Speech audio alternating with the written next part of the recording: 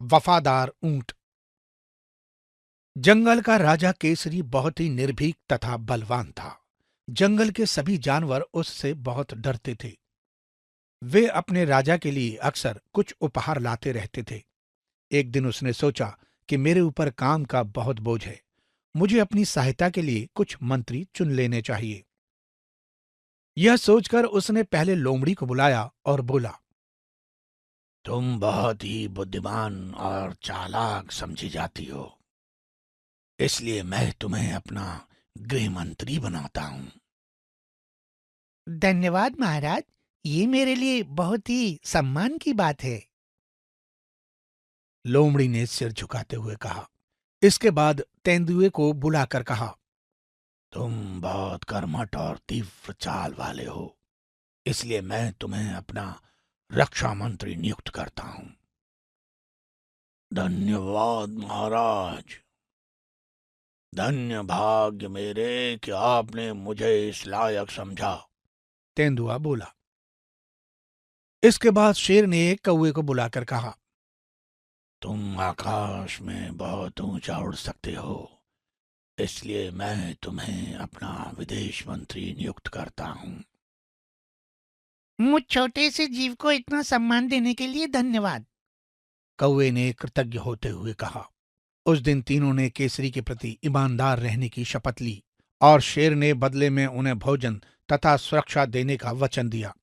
इसके बाद से तीनों मंत्री राजा के प्रत्येक काम में उसकी सहायता करने लगे। केसरी जी जहां भी जाते वे तीनों पीछे पीछे जाते। शेर के भोजन के उपरांत उन तीनों के लिए भी काफी भोजन बच जाता।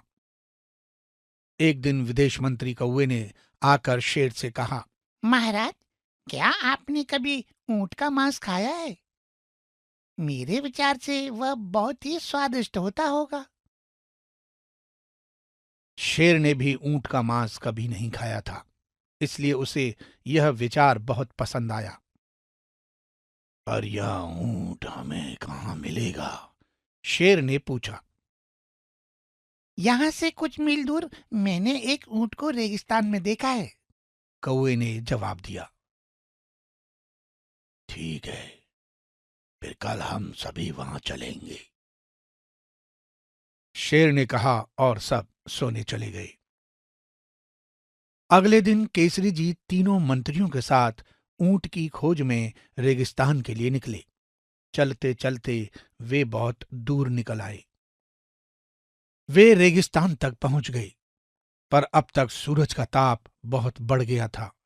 शेर के पंजे रेगिस्तान की रेत से बुरी तरह झुलस रहे थे। बहुत परेशान होने पर शेर ने अपने मंत्रियों से कहा कि हम जंगल वापस चलते हैं, मैं अब आगे नहीं जा सकता।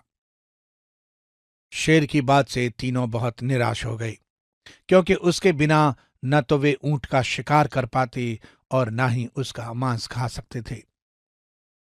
पर तीनों ही यह अवसर खोना भी नहीं चाहते थे। तभी लोमड़ी को एक तरकीब सूझी। वह दौड़ी दौड़ी ऊंट के पास गई और बोली, मेरे साथ चलो, आज मैं तुम्हें जंगल के राजा से मिलवाती हूँ। ऊंट भी जंगल के राजा से मिलने की लालसा में लोमड़ी को अपनी कुबड़ वाली पीठ पर बैठाकर चल दिया। रास्ते में लोमड़ी बोली, तुम्हारे स्वामी को हमारे राजा ने मार दिया है, तुम अब आजाद हो।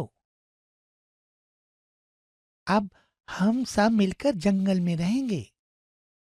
शेर के पास पहुंचकर लोमड़ी बोली, चलिए महाराज, आप भी ऊंट पर बैठ जाइए, हम सब अपने घर चलेंगे। सारे ऊंट की पीठ पर बैठकर आराम से जंगल पहुंच गए।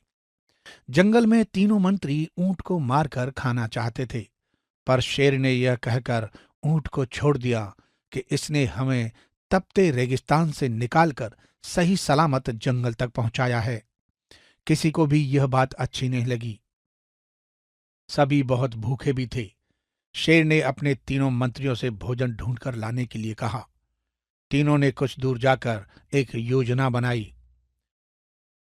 शेर के पास पहुंचकर सबसे पहले कौवा बोला, महाराज, बहुत ढूंढने पर भी भोजन नहीं मिल सका, पर हम आपको भूखा नहीं छोड़ सकते, इसलिए आप मुझे खा लीजिए। योजनानुसार लोमड़ी ने कौवे को हटाते हुए कहा।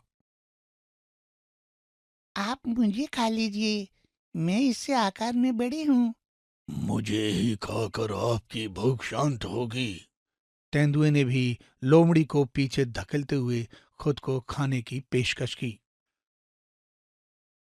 ऊंट ने सोचा कि इन तीनों ने तो स्वामी भक्ति दिखाई है, मुझे भी शेर के सम्मुख खुद को प्रस्तुत करना चाहिए। जैसे ही ऊंट ने शेर के सामने जाकर स्वयं को खाने का प्रस्ताव रखा, तीनों मंत्रियों ने अपनी सहमति जता दी। पर राजा तो ठहरा राजा। वह उनकी यह चाल समझ गया और मुस्कुराते हुए बोला, मैं जानता हूं तुम मेरी वफादार प्रजा हो। तुम्हारे इन प्रस्तावों ने मेरे दिल को छू लिया है। मैं बारी बारी से तुम सबको उसी क्रम से खाऊंगा जिस क्रम में तुमने स्वयं को खाने का प्रस्ताव रखा है। शेर की यह बात सुनते ही तीनों मंत्री वहां से 9-2-11 हो गए। शेर हंसते हंसते लोटपोट हो गया। वह ऊंट से बोला, वास्तव में तुम ही सबसे वफादार हो। तुम मेरे साथ जीवन भर रह सकते हो। मैं तुम्हें कभी नुकसान नहीं पहुंचाऊंगा। इसके बाद वे दोनों खुशी खुशी रहने लगे।